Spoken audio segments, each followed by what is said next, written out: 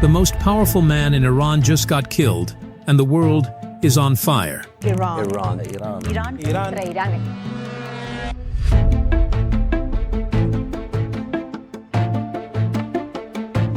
8 days ago, a war began, not the kind that negotiators spend years trying to stop. This one started before sunrise on a Saturday morning, when American bombers and Israeli fighter jets filled the sky over Iran and didn't stop. In this video, we will tell you everything: who gave the order and why.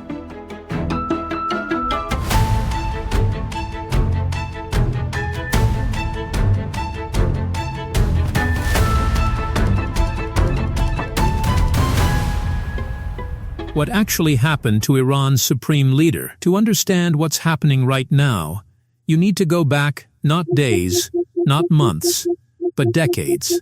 In 1979, the Islamic Revolution transformed Iran from an American partner into America's most bitter enemy.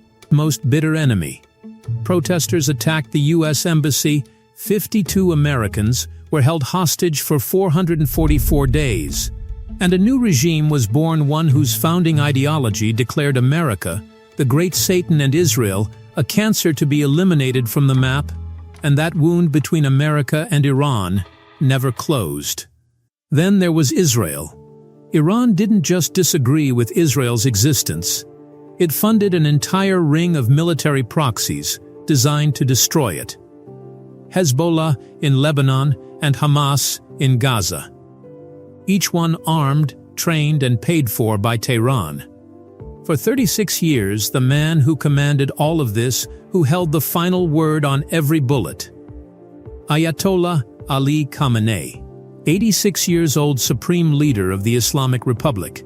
But in 2025, Khamenei's world began to collapse. Israel destroyed his proxies one by one.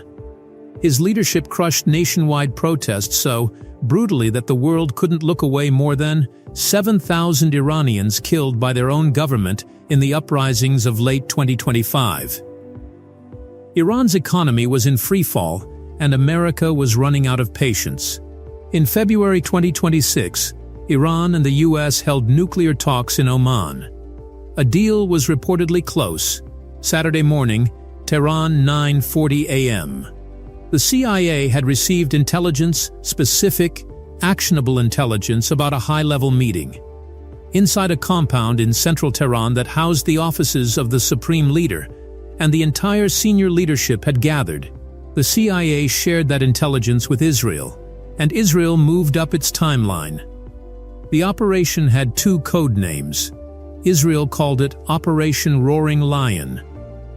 The United States called it Operation Epic Fury. The compound, where Khamenei sat at his desk, on what Iranian state media later called his place of work, was destroyed. Iran's foreign ministry initially insisted he was safe and sound. Then on March 1, 2026, at 1 a.m. local time, Iranian state television broadcast the confirmation. An announcer's voice broke. He could hardly form the words. President Trump posted on Truth Social before dawn. He was unable to avoid our intelligence and highly modern tracking systems. He wrote, "Most of Iran's senior leadership is gone." For the first time in 36 years, Iran had no supreme leader. Iran and America have been enemies for 47 years. What made February 28, 2026 the day that changed everything? The White House's official answer came in an 8-minute video posted by President Trump at 2 a.m., before most Americans were even awake. He announced Operation Epic Fury with many stated goals. Firstly, permanently destroy Iran's ballistic missile weapons store and launch infrastructure, and the second is eliminate Iran's nuclear program. By early 2026, Iran had enriched enough uranium that experts estimated it was just weeks, not months, from having enough material for a nuclear weapon. America had offered Iran, in the words of one senior official, free nuclear fuel forever. In exchange for zero enrichment, Iran refused. For Israel, this was not just a military operation. It was critical. For decades, Iran had been step by step building a ring of fire around the Jewish state.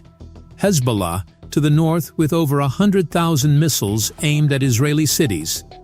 And behind all of them a rule in Tehran that had, for 36 years, called for Israel's destruction. When Hamas attacked Israel on October 7, 2023, killing 1,200 people in the deadliest single day for Jewish people since the Holocaust. It set in motion a chain of events that ended on February 28, 2026. Israel's response to October 7th was systematic. It destroyed Hamas's military infrastructure. It killed Hezbollah's leader, Hassan Nasrallah. It struck Iran's nuclear facilities in June 2025 during Operation Midnight Hammer. But Israel's intelligence knew that Iran was now at its most dangerous. In 8 days, the US and Israel have conducted over 3,000 total strikes. Iran has fired more than 500 ballistic missiles and hundreds of drones at targets across 9 Gulf countries. The cost of the first 100 hours of Operation Epic Fury alone was estimated at $3.7 billion, roughly $891 million per day. During the missile attacks by the Americans and Israelis, at least 181 of the more than 1,332 people confirmed killed in Iran are children. A girls' school in the city of Minab was attacked on day 1, killing at least 165 schoolgirls and staff, one of the deadliest single incidents of the war. Within hours of the first bombs, falling on February 28th, something happened that affected millions of ordinary people who had nothing to do with this war. The skies over the Middle East went silent. 8 countries closed their airspace simultaneously. Dubai International Airport, the single busiest international airport on Earth for passenger traffic, was cleared after Iranian missiles attacked the city. Abu Dhabi, Doha, all shuttered. When hundreds of ballistic missiles and attack drones are crossing multiple countries' airspace at high speed, any civilian aircraft becomes invisible to an air defense system under fight stress.